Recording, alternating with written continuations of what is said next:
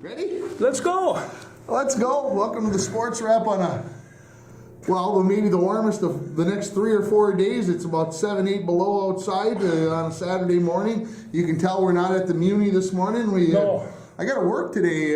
We got to get to Bronco Arena, so we're at Bronco Arena. And, well, I figured something like that. We got girls hockey this afternoon, and this is hockey game number 5 this week at Bronco Arena for high school. Yeah, I know you've been busy. But of course, I went down to Onemia on Tuesday and watched wrestling, and I saw. Oh, it was fantastic. But it's that time of the season. We're a couple of weeks from the girls' basketball playoff starting, and this is downhill right now, downhill racing. Yeah, it's we made it past the mid-January point, and girls hockey's got 2 weeks left in the regular season. 3 weeks. 3 weeks in theory. The season's over for probably 2/3 of the teams in the state of Minnesota. 3 weeks from today, the seasons are over because they'll probably play their section semifinals on 3 weeks from today. So, craziness. It is. So, where would you like to start? You want to start with the debacle for Monday night so we can get it out of our system? We can get it. I don't want to end on that note. We don't have to. I'd rather... let me just get to my notes here, and I'll... If you can't remember what happened on Monday night because you're old, that was when the Minnesota Vikings went to Arizona and laid an egg for a second consecutive week, George. No, they did not play well, and of course... they could have beaten Los Angeles, but Los Angeles had a real tight defense. The offense played as good as they had to, but 9 sacks. 9 sacks. So who do we attribute this to? We kind of talked about this. I think we talked about this last week or maybe the week before, and maybe I didn't talk about it on the show. Maybe I talked about it with other people. It seems like every other team that I watch in the NFL, their quarterback drops back. And a playoff teams, they drop back and somebody's open. Whether it's a 5-yarder, a 12-yarder, somebody's open. Yeah. So, do we not have anybody open? They kind of put the camera that's up over the field, they show it. Nobody's really open. Everybody's covered. So, is Sam Darnold not sticking it in there? Is it the offensive line isn't giving him enough time and he's dancing? I think it's a combination of the three. But it alarms me that Addison and Jefferson and Hawkinson can't get open. Those 3 guys should be able to go out there and run 3 patterns. They're amongst the finest receivers in the league. One of them should be able to get open. Yeah, you would think. And I tell you, I was listening to Terry Bradshaw, and he was talking about all the sacks that were coming down, and he said he liked being behind under center because he can see this blitz coming, and they have a ready-made play when the blitz comes. And it's a red zone type blitz. It goes, and he says, I can get rid of that ball in 2 seconds. But when you're standing back there in that pistol, you're standing there waiting, and you're watching them coming. And I'm telling you, those edge rushers, they can come fast. And, but Bradshaw says you got to get rid of that ball, and it's got to happen right now. Yeah, and is it something that... we sung the praises of Kevin O'Connell up till a couple of weeks ago about being the quarterback whisperer and all this other stuff. And this is part of the whatever, but you got to believe that they've got to have a hot route, or in my mind, and this is going back to what we did when we were in high school. If you couldn't block everybody, what'd you do? You kept another person in so you could block, so the quarterback, quarterback could throw the ball. So. It alarms me that we gave up 9 sacks.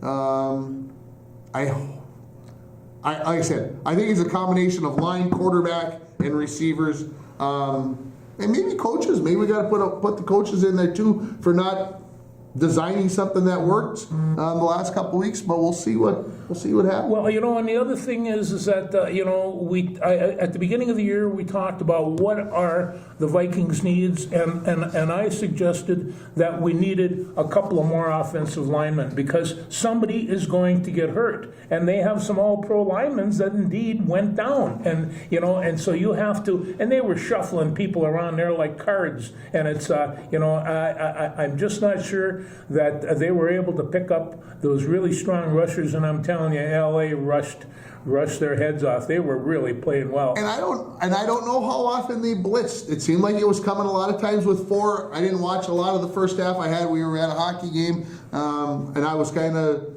had the phone there and kind of keeping track, but I wasn't really watching how much they were rushing. But it seemed like a lot of times they were getting home with 4. Well, they were. What they wind up doing is they split that defensive end about 5 yards wider than they ordinarily do, and so it looks like a blitz coming in, but all it is basically your edge rusher taking a little wider stance. Yeah, I think back after you saying that they blitzed their corner one time. They had a safety in the corners out there about this far apart, it looked like, and the safety dropped off and the corner came, and Darnold he had to be looking at it because he was turned this way. He had to see him coming. And to me, that's that hot route. That's that hot route. You got to find him. So, like I said, a lot of blame to be cast around. They're going to reevaluate, and and there's some things that happened with pro football this year. Number one, I think running backs can come back in the good graces. Yeah. Not that Aaron Jones didn't do a bad job, but he's no Derrick Henry. And not many guys are. No, I know. I've noticed that. Anyway, it was an interesting season, and we have to kind of look at it and think, gee, they made the playoffs, which we would have been happy for at the beginning of the season. They were 14-3 going in. You would not have bet that ever, and there it was. And again, we talked. I mentioned it with somebody, and again, it could have been on the show. Talked about the fact that they got to play a third place schedule, so they were playing other third place teams in the other divisions when they do that. Now they're a second place team. Obviously, things will get a little harder next year.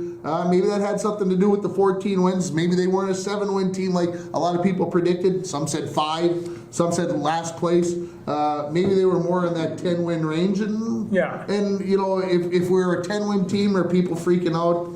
Should be nice to win a playoff game. I did see a post on X that said the team with the most playoff losses in the history of the NFL. The Minnesota Vikings with 32. Ooh. Now the Dallas Cowboys and the Pittsburgh Steelers and some of these other teams are also in there, but those are teams that make the playoffs regularly, but have won Super Bowls. The Vikings have yet. They have won a Super Bowl, have they? No, I heard that. Yeah. Let's talk about the games coming up this week. Texans at the Chiefs this afternoon. Any reason to believe that the Chefs aren't going to win at home and at Arrowhead? No, there's not, except that C.J. Stroud is really playing well right now. And he's up there as one of the most deliberate quarterbacks, up there with Josh Allen and Jackson, and of course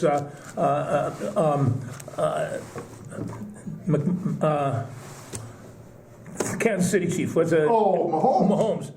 These guys are really playing well, but C.J. Stroud, he has a nice quick release. He's got some pretty good receivers. No, they're going to give these guys a run, but I just don't think that they have enough.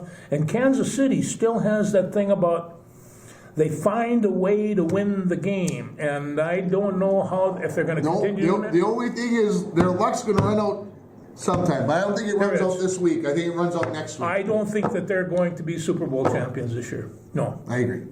I was watching tennis late last night, early this morning, because I couldn't sleep, whatever, and they were talking about who's got a better chance to three-peat, the Kansas City Chiefs or Sabalenka, the women's #1 seed in the Australian tennis tournament, and they were going back and forth. Well, I think it could be this, could be that. Anyway, Chiefs win today. Commanders at Lions tonight. No, this is good. This is an interesting game, and I mean, I hear a lot of people picking the upset. Personally, I think Campbell is going to have this team ready. I mean, we probably don't share exact views on Dan Campbell. Everybody knows that. Yeah. But you know, that offensive line the last game played very well, and the only time that I ever saw him lose, they didn't play worth a rip, and that include Big Frank Ragnow, our favorite Minnesota boy, and but they played real well last week, and I think the Commanders are going to have a real rough time winning this game. This is my feeling for this game. Yeah. The Commanders either win, obviously a very close game, or the Lions absolutely obliterate them. And I don't know which Lions team is going to show. Are they healthier? We know they're not healthy. Are they healthier? Obviously, they've been, they put the snot bubble on the Vikings there in the last game. Well, but they'll have a week off. Yeah. The Commanders are coming off a pretty exciting win with the doink field goal to win it at Tampa Bay. The Commanders. So how much does a doink count 3 too, huh? The doink counts 3 as well. The Commanders are kind of one of those, kind of like the riverboat gambler. They're going against the ding dong Campbell with all the silly stuff he does, and I'm going to come back to that point. But the Commanders, they got nothing to lose. They haven't been in the playoffs forever, and so let her rip and go do what you go do. They played well last weekend, and Jaden Hurts is, if he is on, boy, he can thread that needle. He can. Speaking of going for it on 4th and whatever, and Dan Campbell being the gambler and whatever else, Kevin O'Connell fell into the trap last week before halftime. 17-3, 4th and 2 at the 50-yard line. You decide you're going to go for it because you've been reading the press clippings and you decided you had to go do it, and it cost them big. All of a sudden it was 24-3 and it was over. Anyway, Rams at Eagles tomorrow, first game at 2:00. Well, I'm not sure just what kind of shape the Eagles are in to play right now, but I'll tell you, they have an incredible offensive line and a real thick, heavy defensive line as well. And this is one of those things. I mean, you and I, we really like linemen, but they're going to control the game. They're going to control all 4 of the games this week. Scary to think about the Rams, who got the 9 sacks. Can they do it against the Eagles? Tough. Yeah. Anyways, I'm going with the Lions. I didn't really pick. I'm picking the Lions to win it. I'm picking the Eagles at home. I don't think the Rams will play outside in the cold weather real well. They're used to being inside where it's nice and whatever, and SoFi and everything else. So I'm taking the Eagles. And then the game of the weekend, the Ravens and the Bills on Sunday evening. I am looking forward to this, but again, the weather is really going to be a factor here. I mean, they're talking about a 0 to 10 blow and wind chill and snow and one of those real Buffalo things. I mean, and I ask you, if you're up that far north this time of year, should you have not considered putting a roof on your stadium? Apparently not in Buffalo. So, we'll see what happens. But Buffalo's hard to beat. They are kind of cock of the walk right now, and they're gonna go right after them. The Ravens, on the other hand, have that great 1-2 punch. We'll see how well Derrick Henry holds up. And I got a feeling this game ends up about 34-31, 34-30. It's gonna be crazy. I'm picking the Bills. I picked the Bills to win it all. So that's where I'm going. Well, I saw a special on Derrick Henry the other day. It wasn't even special. It was just a few minutes comments, and they talked about his running straight up style. He's just nice and tall, 6'3", 250 pounds, and he runs. And they compared him to the great Jim Brown. Who they always compared to the great Bronco Nagurski for that run-up style. And there was a couple of times Derrick Henry last year just kind of stiff-armed his way through the cornerbacks. And he was running and knocking these guys on their butt. And that's not that easy to do. These cornerbacks are tough. But if these guys can get it together, they might come up with the upset. It would be, it's going to be a heck of a ball game. Yeah. Obviously, that's why the NFL stuck it where it did on Sunday evening at 5:30. Oh, that's not an accident, not that. No, I don't believe that. I don't believe that to be an accident. I don't believe it is either. Anything else from last weekend's playoff games that stick out in your mind about wins, losses? Otherwise, I mean, I'll be honest. I got to watch maybe one full game out of the 6. it was a rough weekend. Well, it was, but I mean, I was impressed by Washington. I really didn't think that they would do that. And, you know, in Houston, it seems like they've had to make believers out of me all season long, and here they are every year, and here they are doing it. We didn't think that they would be in the semis of this deal. It's going to be. Yeah, we both picked against them last week. We both picked against them. So, and the championship games, they're going to be colossal. So they will be good games. So we'll see what happens from there. Well, speaking of championship games, there's a little one on Monday night. There is.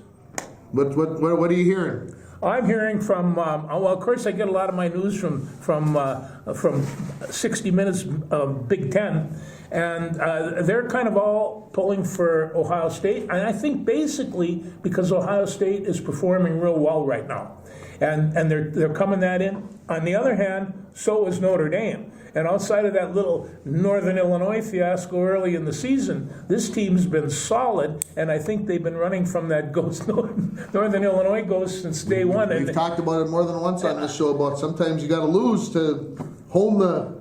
You know, you got to go through the fire to get better, and so. So when Ohio State wins the championship, they could say thank you, Michigan, for waking us up. Something like that. Yeah. No, here's the scary part. They were talking, you know, that Ohio State's been running through the playoffs and et cetera, et cetera.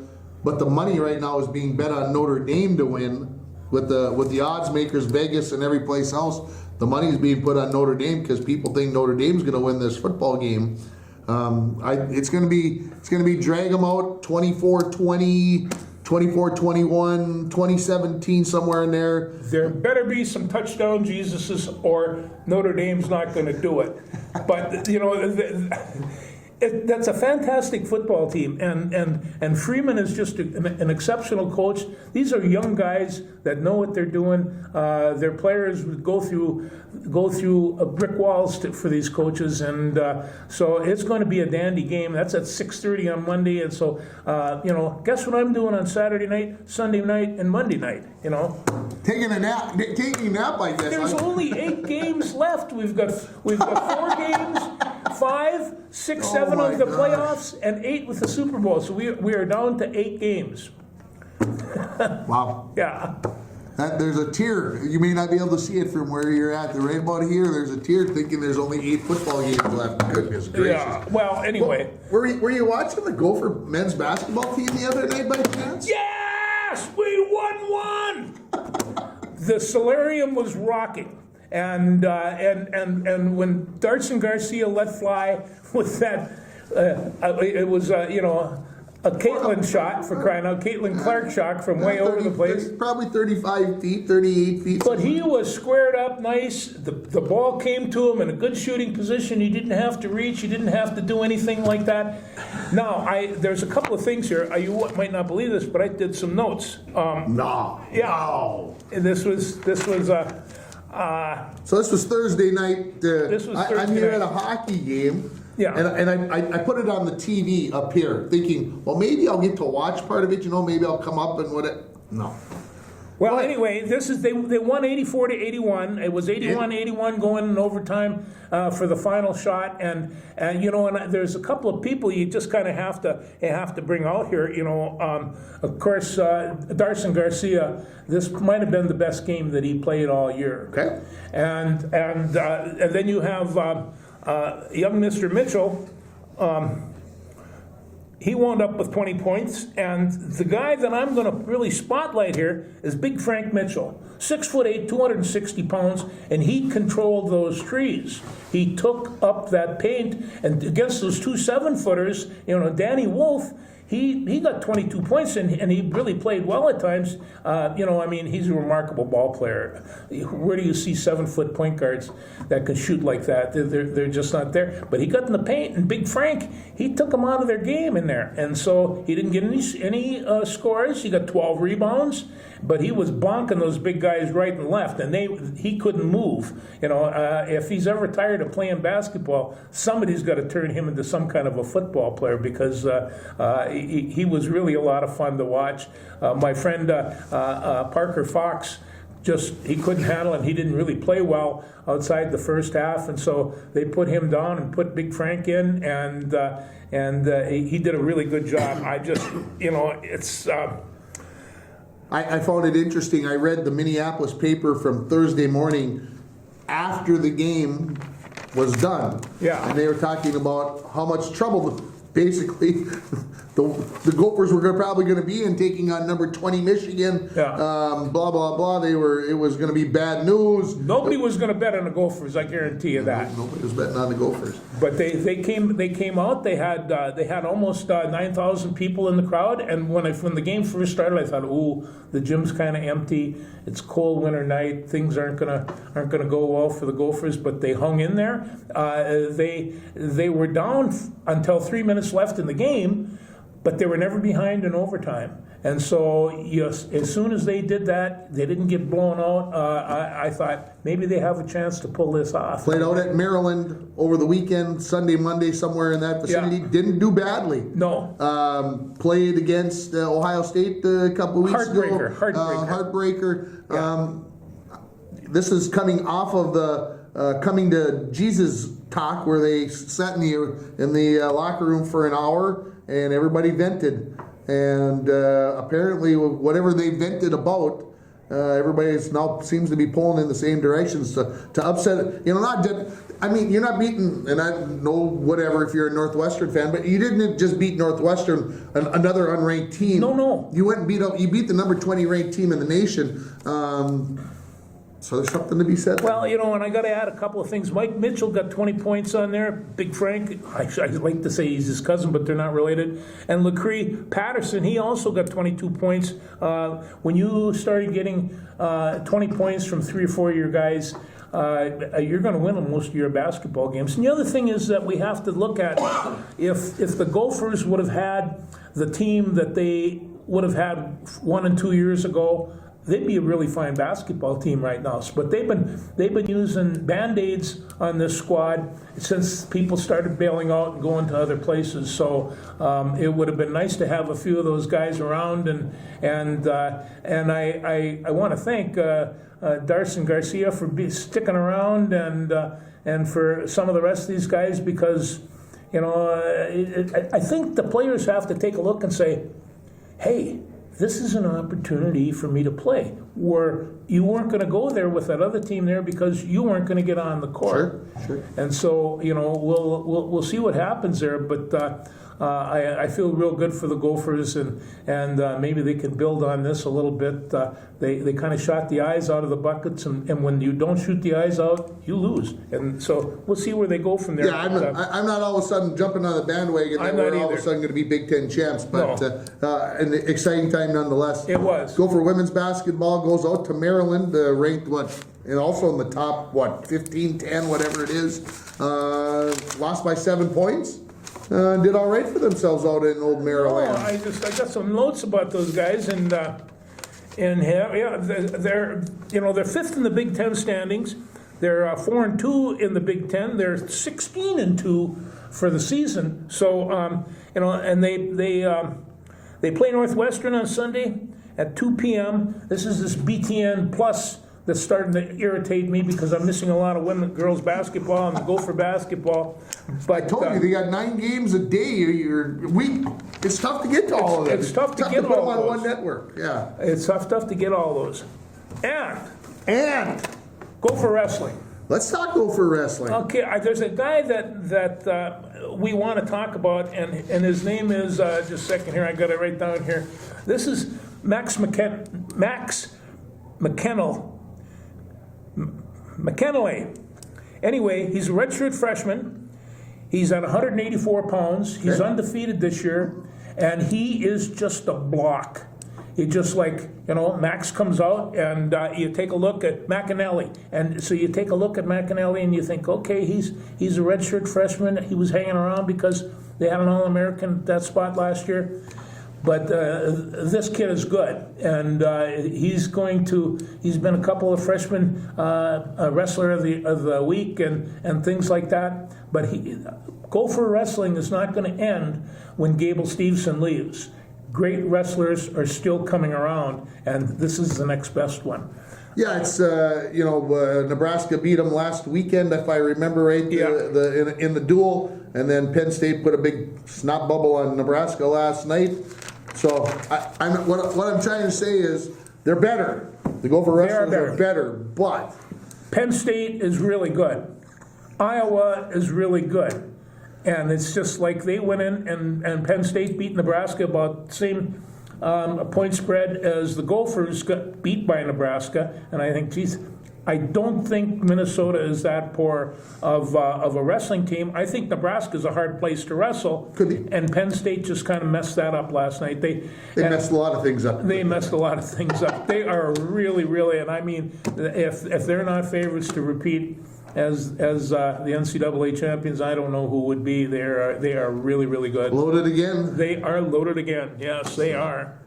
Yeah, it's good to be able to say that the Gopher Wrestling is maybe going this way and not just maintaining. So. And the other thing about Gable Steveson, I watched him and I thought, as a wrestler, as a coach, how would you design wrestling this guy? And I have no clue. He is so domineering. I don't know. A wrestling coach quadrangulars your opponent, right, left, arms, legs, 4 different areas. There's no good area to pick on Gable Steveson. He will just overpower you, and he's not a pinner, nor does he even seem to be concerned with being a pinner. He is not. I agree. He just puts him on his back. That upsets some people. No, he's going to have a match or two. Kirk Veld from Penn State is a very fine wrestler, and they've kind of grown up together. And I don't know that he has enough tricks in his bag to take on Gable, but it's going to be a good match, and that's going to happen. There's no two ways about that. So, but I don't know anybody right now that can beat him. By the way, this Big Max, he's from Waconia, so he's a good Minnesota boy, and we like when the Minnesota boys do well. We like when the Minnesota boys do well. Yeah, 3-time state champion. Not for Wisconsin or Nebraska or any of those other buggers. Yeah. Only when they go for a minute. Anyway. Okay. Anyway, the wrestling has been really, really good. Friday nights on Big Ten Network is generally a wrestling evening, and if you got nothing else to do, that's not good for you on Fridays. But boy, is it really super wrestling. It's I forget how good the Big Ten is. Yeah, when I got home last night, I flipped the Bulldog. Went to flip the Bulldog hockey game on, but I forgot that they were starting late. Got the UMB women's hockey game instead. I was wondering about that. Well, they played Ohio State, who's number 2 in the nation, and UMB's number 4 in the nation. And when I turned it on, the shots on goal were 58-19 in favor of Ohio State, and it was a 2-1 hockey game. And then they got an empty netter in Ohio State. So what do you think? Goaltenders matter? Goaltenders for UMB is very, very good. But Ohio State's got too much money. Ohio State's got a lot of dough. They got a lot of dough. They got a lot of dough. Let's talk about your Timberwolves. Let's talk about the Timberwolves. I got some notes about them last night. Got to play the New York Knicks from last night. Of course, they played them at Target Center a couple weeks ago. They got to make the trip to as they said on the broadcast last night, the most famous arena in the world. And the Wolves kind of took care of business. Well, they haven't played exceptionally well, but they're in 3rd place. They're 3 games behind Denver, and they're 21-19. But they played real well last night. And Karl Anthony Towns, that's a deal that the Knicks have to be happy with, but not last night. Well, yeah, he didn't play last night, or at least he was in street clothes when I saw him. And the other thing is, your good friend Suhan, I think, was who wrote the article the other day that the Knicks have gotten the better of it, blah, blah, blah, selling papers. The Knicks have just lost 6 of 11. They're 5-6. Is the trade working out so well, Jim Suhan? You son of a gun, you paper seller. I know what you're doing. I get it. No, I would agree with them to a certain point. Obviously, Karl Anthony Towns is continuing to have large games for the Knicks. That's not a surprise. He was having large games. I don't care who he's playing for. He's going to have large games. We didn't get rid of him because he was bad or he was poor. Well, need to- he was 8 for 13 with 36 points, and I don't know how many rebounds he had on top of that. You're talking You know, about Ant now. You're I'm talking about Anthony. Anthony And Edwards then, but I'll tell you what, Naz Reid was 6 for 6 from 3-point line. from 3-point land with 26 points and a ton of rebounds. I'm telling you about Naz Reid. I know he's a big hit down in the cities, but this guy is a guy. I really like his style. I like his attitude. He seems to have a great sense of humor. If there was a teammate that you'd want to have, there'd be nothing the matter with this guy. But I'm going to keep an eye on, and they're going to go again tonight. Cleveland. And Cleveland's 34-6, and so, And OKC just beat them twice. I know KC just beat them twice, but, it's, Yeah, they'll have their hands full again tonight. But hey, you never know how things go. Julius Randle only had like 7 or 8 points last night in his return to New York. DiVincenzo did not play. Yeah. I don't know. It's the NBA. Who did play real well, though, and did the lane real well was Rudy Gobert. Rudy, yeah, he got was his 10,000th point last night. 10,000 I thought points. that was a little low.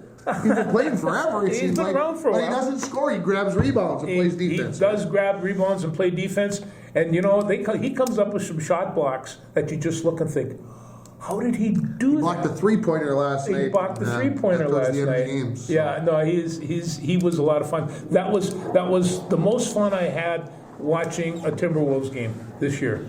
And Yeah, I got to watch maybe the last 5 minutes, 4 minutes, something like that. So yeah, good to see when they're playing well. Yeah. You want to talk about your Wild Let's talk about the Wild. at Nashville tonight? Place where they don't ever seem to play well. I'm looking at this and I'm thinking, how can they not? They've got no scoring machine right now. Kaprizov is on long-term injury list, so he's not back for a while. And yet, what are they? They're second. Second in the conference, second in the division, fourth in the conference. About 7 points behind Winnipeg, who continues to play well. They are. No, I didn't have much down for them, but okay. Injuries, illness, they're 27-14, and they're pushing Winnipeg. And Winnipeg was on fire at the beginning of this year. Won the first 15 games. Yeah, they won the 15 out of first 16, something like that. So they're just a little bit behind Winnipeg. So I think they're going to make the playoffs if they can get everybody back. Sound finish the like game. Faber and oh my gosh, who else has been out? Anyway, Faber's probably going to play tonight. Is Zach against- playing? And somebody else. They thought that they probably would get to play tonight. Kirill, not too far away the way they made it sound. Well, he's on long-term injured reserve right now, and they put him on there yesterday, a couple days ago. So we'll see what happens there. They do need his action. There's no two ways about it. Do we want him now or the playoffs? We want him for the playoffs. For the playoffs. Want him for the playoffs. Did you watch get the chance to watch the Minnesota Frost the other night when they lost in the shootout to New York? I caught the tail end of it, but other than that, I think the Frost are back to where they were. They got good goaltending. They play strong defense. They have to. But the scoring at the beginning of a hockey season, it takes a little while to get that shuffling. But I think they're going to be just fine. Yeah, lost last night in Quebec to Montreal. They're in a tie, dropped into a tie for first place last night. But hey, I think they're okay. We'll be all right. Let's see what else you got. Well, there was a I couple of got a things. few tidbits. But Well, I got tidbits. We got to say goodbye to Bob Uecker. Bob Uecker. And I mean, if there was nobody that brought humor since Dizzy Dean to baseball the way Bob Uecker did.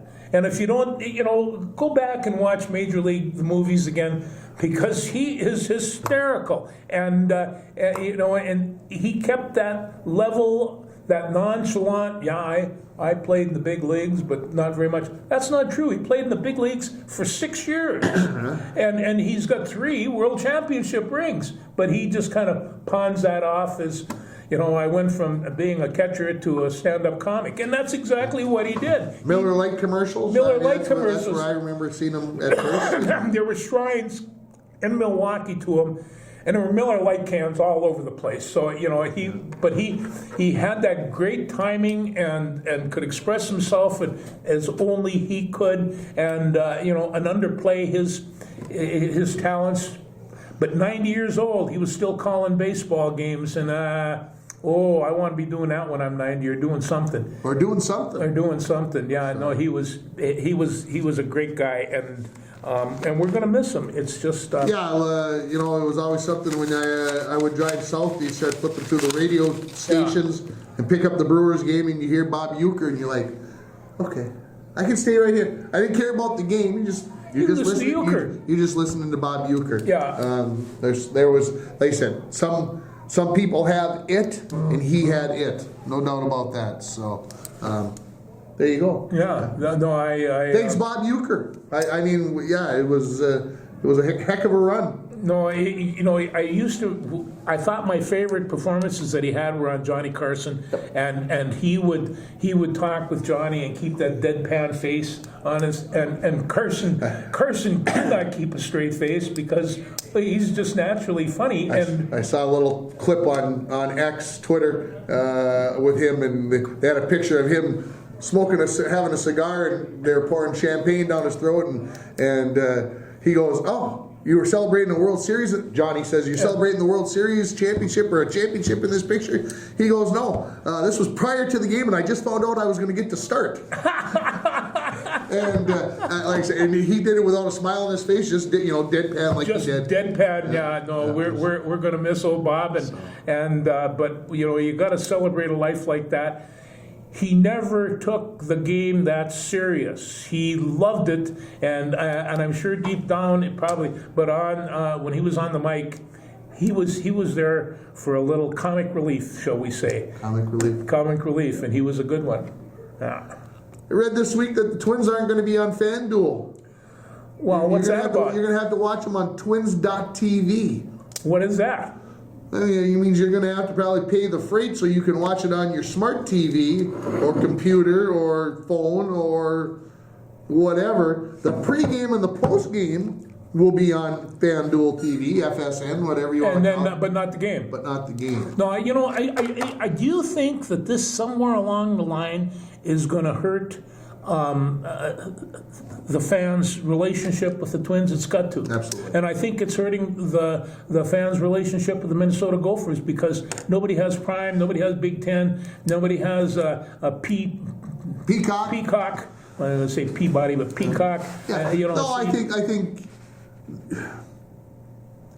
think there's a glut. FS1 has kind of become the glorified Big Ten channel, along with the Big Ten network. So, you're getting 4 or 5 basketball games per night when they're playing basketball. But yeah, it's difficult to keep track, and when you're one of the lower teams like the Gophers are, you don't get on TV all the time. No, you don't. It's just the way it is. Yeah. Australian Open is going on. It is. They're to the round of 16 on each side, the men's and the women's side. And if you can believe this, the U.S. men have 4 of the 16, and the U.S. women have 3 of the 16. On top of that, the U.S. team, they're young. They're going to be around for a while. Oh yeah. And so hey, we're pulling for them. And it's also nice to see what it's like down under this time of year because it's beautiful down there. Well, it was kind of scary. They got a big rainstorm the other day, and they were playing at midnight. It was 57 degrees. It was like, holy! You don't hear that usually from Melbourne. Today, coming up Sunday, I should say, it's supposed to be in the mid-90s. Oh boy! So that's a little more normal for Australia at this time. But the U.S. men have been playing out of their minds, in the top seed, number 4 seed Taylor Fritz ended up losing last night to 38-year-old Gail Monfils. And then Gail's wife went out on the same court and beat the number 4 seed in the women's bracket. Now, what kind of karma is that? The husband wins against the number 4 seed, and then the next match, his wife comes out and wins against the number 4 seed on the women's side. See, that's what keeps a marriage tight. You got to win. Yeah, the pressure's on you. I win, you better win. So going to be an exciting week for, hopefully the men can make a run through. But like I said, Fritz and Tiafoe are out, 2 of the bigger U.S. men's names that you would think in the draw, but of course, you know, the usual suspects: Djokovic, Alcaraz, Sinner, all there. Medvedev, the number 2 seed, got knocked out the other day. So, like Djokovic, is he going to play this tennis and keep on winning for another, 15 years or something? He is Well, he's amazing. 38 years old. I think they said. I heard this morning or last night. He's the number 7 seed only, which I was like, wow, that's a kick right in the you know where for Djokovic. It might. He doesn't like that. He likes to be number 1. Yeah, so we'll see. I think he's only won Australia 9 or 10 times, so he always plays well in Australia. So we'll see, and of course that's including the year that they didn't let him play there because of COVID. So yeah. he's been tough to beat down under, and we'll see what happens. I haven't lost a lot of sleep this week, and that's probably a good thing. It's just been too nutso otherwise. I was on my phone last night going through the X-verse, the Twitterverse as I like to call it, and I followed John Schuster, the curler. Yeah. And he reposted that the U.S. Curling Championships are in Duluth, Minnesota. Well, why shouldn't they be? Starting on January 27th. So I asked for permission, and I got permission that I could take a day and I could leave. And go watch curling? And I'm going to go watch curling down at, it's going to actually be in the old deck in the arena. Okay. Not in the curling club. They're going to put it over and have 4 sheets of ice where the Bulldogs used to play hockey. Yeah. In the old deck where they got the circuses now and everything else. So I'm jacked. I haven't got to go watch curling in ages. So I'm taking a day off from work. They did just determine this now? No, it's been planned. Yeah. I just didn't know about it because Okay. I got my head buried in the wherever. Okay. So I'm looking forward to it. Again, January 27th, that's a Monday, and the championships are on the weekends. So 8 women's teams, 8 men's team have qualified. Looking forward to going and watching some curling. So, They like to drink what's Curling USA? What are they going to look like this year? Well, I would guess John Schuster will win the men's side again, and end up going to the World Championships. Okay. Give himself a chance. It's a Are they from Superior, Duluth, or where? Duluth in that area. Yep. Yeah. Schuster is originally from Chisholm. Yeah. He's kind of got his team still together. Obviously, they're the favorites to win, and they'll continue to be that way. So, but like I said, I'm excited. I like I said, did not know, and I figured, well, I better make a decision. You early. and your targeting games. If it's not darts, it's curling. Put her on the diet. And then get on that broom, and it's great stuff. So if you're in the Duluth area and you watch, geez, you should come watch a little curling. I would guess that it's not going to be a huge crowd. You know, the old deck holds what, 5,200, 5,300. I would guess it'll be about a 10th full. But who knows? We'll see what happens. But it should be exciting. Yeah, you might be shocked to hear about this, but when I was at UMD, I played hockey with the Junior Olympic team. Oh, There in that arena. In that arena. And it's a good thing my career was short because I could have got hurt. But but I did do that. Yes. What else you got? Anything? I just want to say I want to talk about Josh Hewley. He's the coach down on Onemia Isle Raiders, and I want to thank him and his coaching staff and my daughter for treating me like a king down there, royalty. Now, Josh Hewley, as I come to find, is married to my wife's cousin.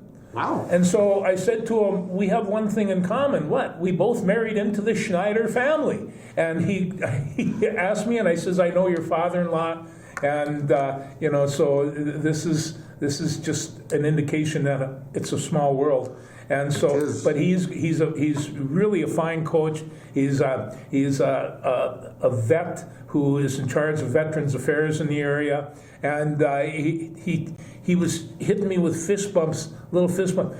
He's had shoulder surgery on Wednesday, and so last night they were wrestling in Ogilvie, and I thought, because they have him strapped down, and he says, you're going to have to maybe take a day off. And he looked at me. No. No. No. No. I will not take it No, off. not taking So I don't know. I know that those shoulder surgeries can be real sensitive, and he had them strapped on, and he was back in the gym. But they have a really good team. It's a small school, but they have 40 people on their wrestling team. They draw from a group of 70. So if the kids aren't playing basketball, they're wrestling, and that's both genders. They got some girls. I met a little girl, but she was 5 feet tall. That's all she was, and maybe weighed 55, 60 pounds. Cute little thing, but she had that gnarly look on her face, and I just thought, this is the kind of girls that you turn out in Onamia. That's just fine. And then they have Zach Remmer, and Zach Remmer is a 2-time state champion, going for his 3rd. And and I asked the coach, I says, how good is he? And he says, well, we asked him, you could probably take this to college and wrestle in college.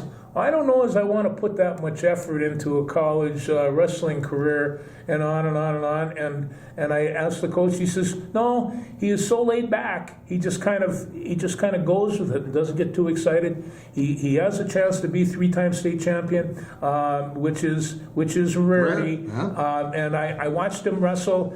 He got 2 pins like this, because nobody wants to wrestle him, so they finally threw out a sophomore. I can't remember where they were from, but 29 seconds later, the match was over, and the guy never even saw it. I didn't get to see Zach wrestle very much.